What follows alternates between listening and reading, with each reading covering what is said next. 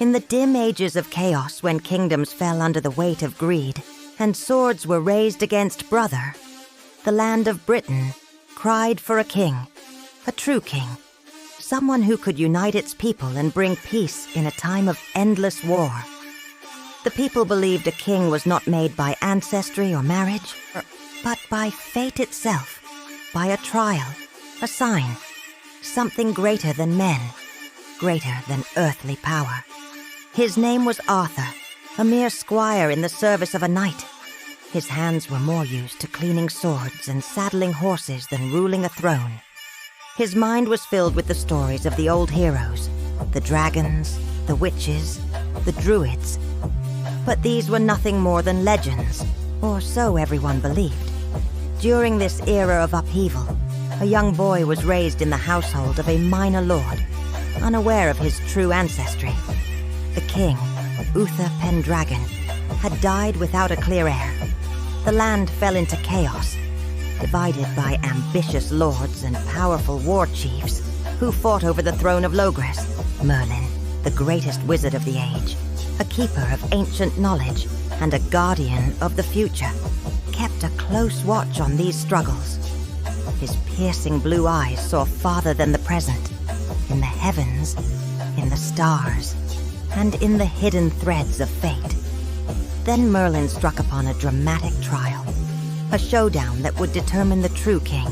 He placed a sword, a blade made by magic itself, into a block of stone in the center of a clearing. Upon it were inscribed the words, "Whoso pulls this sword from the stone is the true king of all England." Nobles and soldiers came from all corners of the land to try their hand at it, yet none could move it a hair's breadth. Then came young Arthur.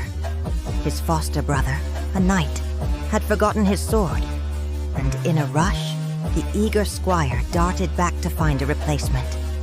His hands fell upon the sword in the stone, not realizing its significance, and without effort, without trial, without ceremony, the blade slid smoothly into his grip. The heavens opened briefly above him. A piercing ray of light fell upon him, and a chorus seemed to tremble through the heavens. The people fell into silence, then into awe. The greatest lords knelt in submission. The soldiers nodded their heads in recognition. The heavens and the earth seemed to say in unison, "This is the king chosen by destiny itself." Arthur, a mere boy raised in simplicity, was now king, ruler of a land divided, a people unsure, a future filled with danger. His first years were a trial by fire. Many challenged him, many tried to undermine him. Yet through justice, fairness, and an undeniable ability to inspire loyalty, King Arthur won the hearts of the people.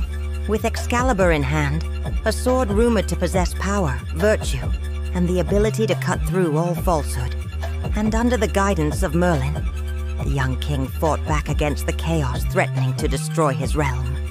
His enemies fell, his allies grew, his people united under his banner. The Round Table was formed, a fellowship of brave knights who were equal in counsel and service, a symbol of unity and fairness. As years passed, King Arthur transformed from a young, unsure king into the greatest ruler his land had ever known. His court at Camelot blossomed into a center of chivalry, justice, and peace. A shining example for future generations. Bards sang of his exploits. Children listened to the stories by the fire. Soldiers marched under his dragon-emblazoned banner with a newfound confidence.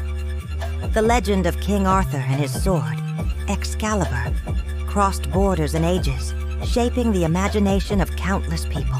Though the king's earthly reign would eventually come to an end, and many say Arthur fell in battle against those who betrayed him, the legend promises that when England is in greatest need, the once and future king will return to bring peace once more.